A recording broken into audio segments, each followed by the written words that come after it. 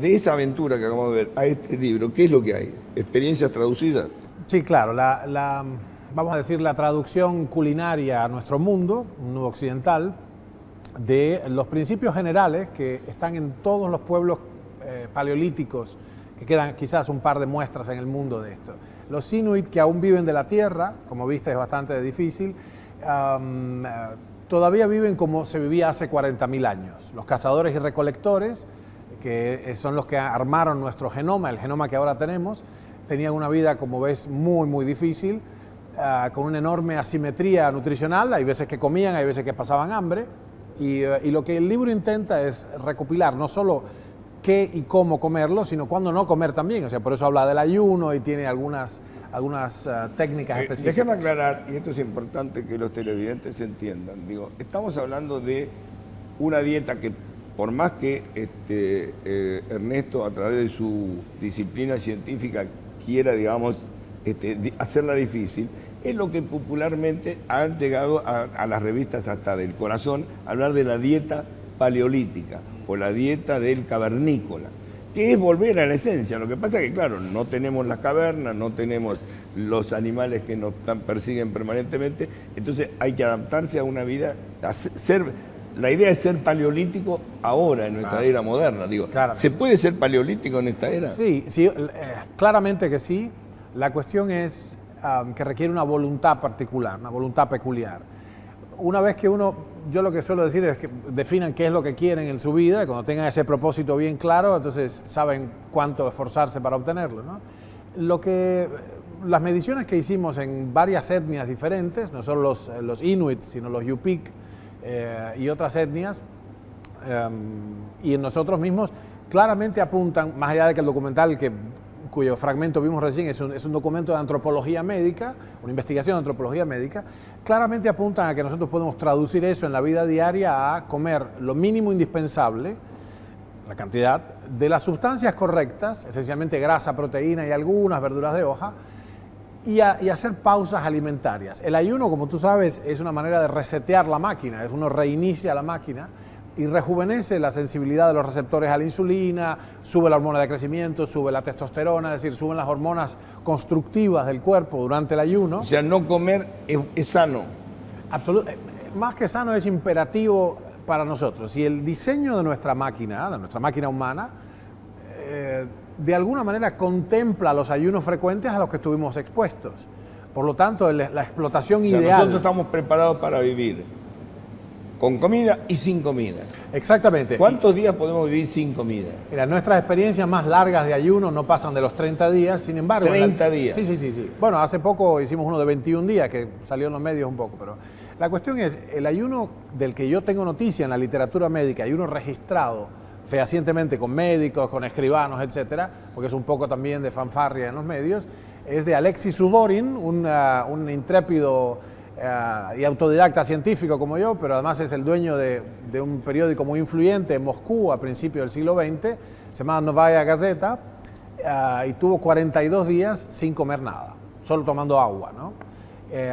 A eso hay el truco para eso, por supuesto, es limpiar el intestino, las enemas, la irrigación. 42 días. 42 días. Pero no es como una huelga de hambre que lleva a la muerte, la gente no se muere. No, para nada. La diferencia entre... De hecho, irónicamente, las huelgas de hambre son reconstructivas. Otra cosa es que yo come un suero con un poco de azúcar, eso es destructivo. La cuestión es que si uno no come absolutamente nada, por decisión propia, claro. Lo importante es, y el público tiene que saber, que una cosa es pasar hambre sin quererlo y otra cosa es decidir ayunar. Cuando uno decide ayunar, está en otro mundo, en un mundo en realidad de recuperación, como dije, de reiniciar la máquina. Pero digamos, vos decís que Gandhi no se hubiera muerto si hubiera seguido con la dieta. No. Nadie se muere de no comer.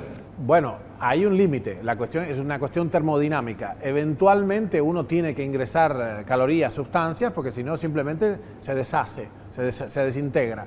Pero hay un límite para ello, como decíamos, pero dentro de ese límite, el impacto benéfico del ayuno es literalmente indescriptible. O sea, tomaría varios programas describir todo eso. A ver, el ayuno como, digamos, como terapia, pero como una terapia preventiva. Sí, las dos cosas. La prevención es sin duda la más fuerte herramienta. Nosotros estamos, como sabes, en diálogo con algunos gobiernos de Latinoamérica. El primero de ellos es el gobierno el Estado Plurinacional de Bolivia para hacer la red de centros de oncología integrativa, pero muy apropiadamente con el gobierno de Canadá, específicamente el gobierno de Nunavut, para hacer públicas estas herramientas preventivas. Una vez que la fase de prevención ya no corre más porque la persona tiene de hecho una enfermedad, también es posible con el régimen cetogénico producir un enorme impacto en el tratamiento de la enfermedad. O sea, mejora lo que sea que uno haga, lo que sea que el oncólogo haya decidido que la persona debe hacer, sea cirugía, sea terapia metabólica, sea otras intervenciones quimioterapéuticas o radioterapéuticas, todo sale mucho mejor en estado de cetosis, ¿no? Mucho mejor. Ahora bien, vamos a suponer que la persona que nos está mirando y que obviamente ve este libro acá, este libro es para comer, no es para ayunar. Las dos cosas. Alguna de las recetas en el medio, jocosamente, es agua, ¿no? Es decir, está bien, pero digo, independientemente de eso, yo lo que digo es, una persona que está mirando en este momento que dice, bueno, yo quiero hacer esta dieta cetogénica, pero no me banco una semana sin comer. ¿Cada cuánto habría que hacer un ayuno preventivamente? Bueno, sí, es muy buena pregunta, es una pregunta pragmática. La mínima unidad de ayuno que nosotros hemos concebido, pero esta no es nuestra idea, digamos, teórica, ¿no? La mínima unidad es 36 horas por semana. 36 horas por semana, un día y medio. Absolutamente. Eso yo creo que estamos cómodamente, nuestros médicos y bioquímicos están de acuerdo en que un ayuno de 36 horas por semana se puede hacer sin estar bajo la supervisión de un médico, ¿no? Para nada. Se puede hacer, como decía, de manera... De hecho, se hacen en todas las culturas y religiones, se hace regularmente el ayuno. Más de 36 horas, 48, etcétera, todavía gente avesada, experimentada, lo pueden hacer. Para ayunos largos, 72 horas o más, es un acto médico, requiere, en nuestra opinión, la supervisión. Pero digamos, una persona experto, que, ¿no? vamos a suponer que no llegue a las 36, pero llega a las 24, ¿es bueno o no sirve? No, es fantástico. Cualquier clase de reducción de las calorías es buena.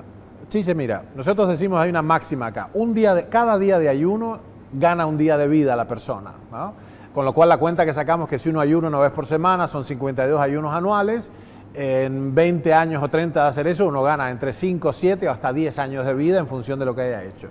La única herramienta, Chiche, la única herramienta robusta, repetible y comprobada de prolongar la longevidad, prolongar la vida humana realmente es la restricción calórica.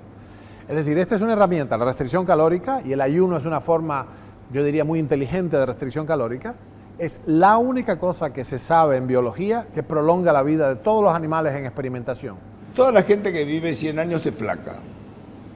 Absolutamente. 90 años, 100 años, digamos, nadie llega gordo a vivir esa edad. Bravo, o bajaron antes o se murieron antes. Claro, exactamente. Digo, pero hay gente que adelgaza. Lo que digo es que en general, a lo que no sé si es porque uno va disminuyendo su capacidad de ingesta o porque realmente... Hay flacos que son flacos de por vida, digamos, y uno sabe que tienen vidas prolongadas.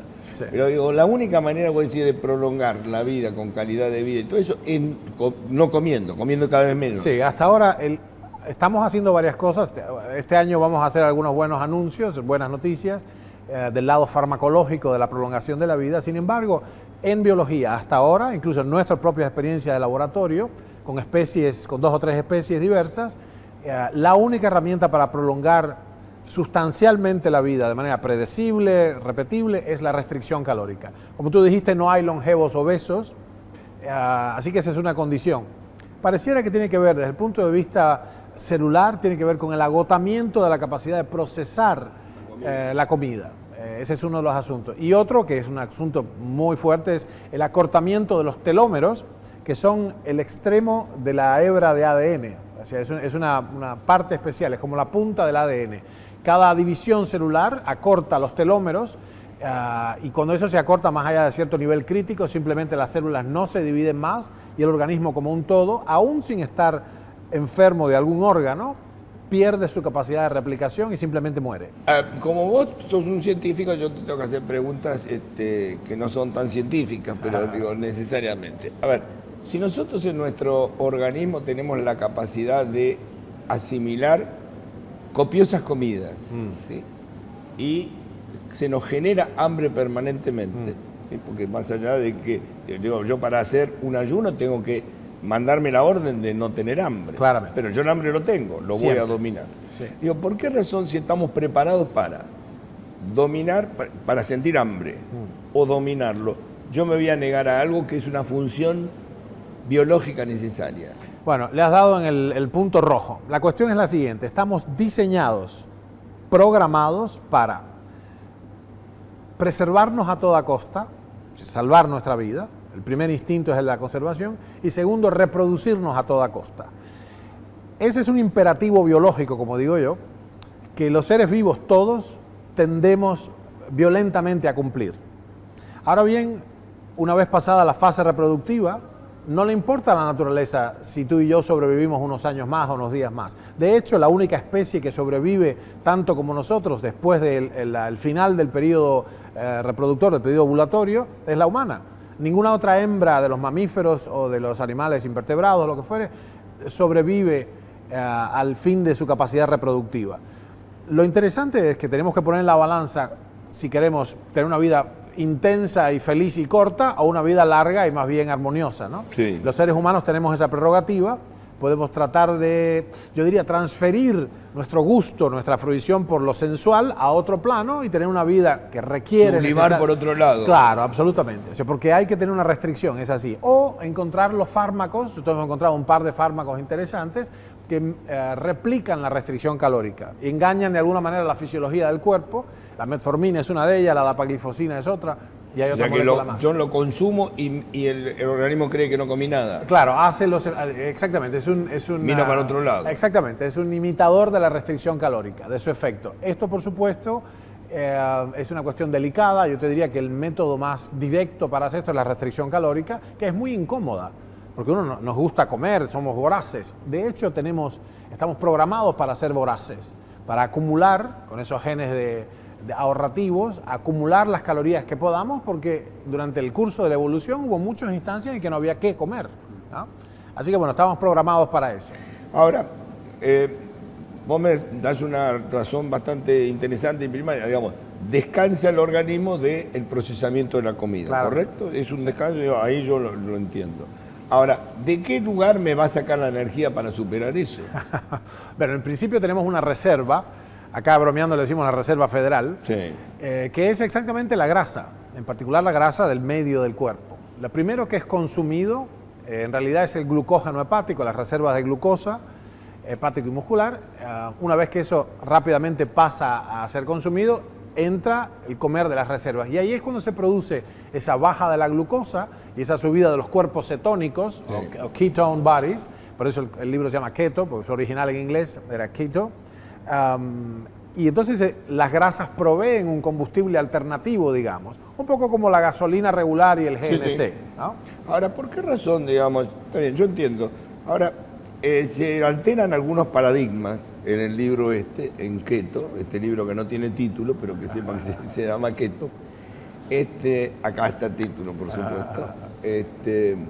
Yo le digo, ¿por qué razón algo que... Hay dos tipos de grasas, ¿sí? Dos grasas. Una grasa vegetal y una grasa animal. ¿Por qué recupera el valor de la grasa animal despreciando la grasa vegetal? Bueno, pusiste el dedo en la llaga. Mira, las grasas tienen dos, digamos, hay dos grandes modalidades. Las que son estables, se llaman saturadas, independientemente de cuántos carbonos tienen, o sea, cuán largas son sus cadenas o cuán cortas. Y hay otras grasas que tienen lo que se llama insaturaciones técnicamente, que puede ser mono o poliinsaturadas. Las grasas no saturadas, las que tienen, digamos, una manito lista vacía para aliarse a otra sustancia química, son muy oxidables. Son altamente inestables. Usualmente son aceites vegetales líquidos a temperatura ambiente, las insaturadas. Y eso es lo que se ha visto en realidad, a pesar de que durante décadas... Pero digamos, se habla de la bondad del aceite de oliva. ¿El aceite de oliva qué es? ¿Una grasa poliinsaturada? Sí, en ese sentido es muy falible al oxígeno, es rápidamente oxidable. Esto técnicamente se llama peroxidación lipídica y hace un enorme daño en las membranas celulares. El aceite de lo que oliva... dice que es bueno es malo. Sí, soja, maíz, girasol, realmente es muy lesivo. Margarina ni hablar, ¿para qué vamos a decir? La margarina es aceite vegetal hidrogenado, la cual básicamente es carcinogénico. En muchos lugares está prohibida su uso para humanos, ¿no? Su uso alimentario. La cuestión es si yo puedo, en términos del balance entre los omegas, omega 3, omega 6, el ácido digamos, el ácido del aceite de oliva es omega 9.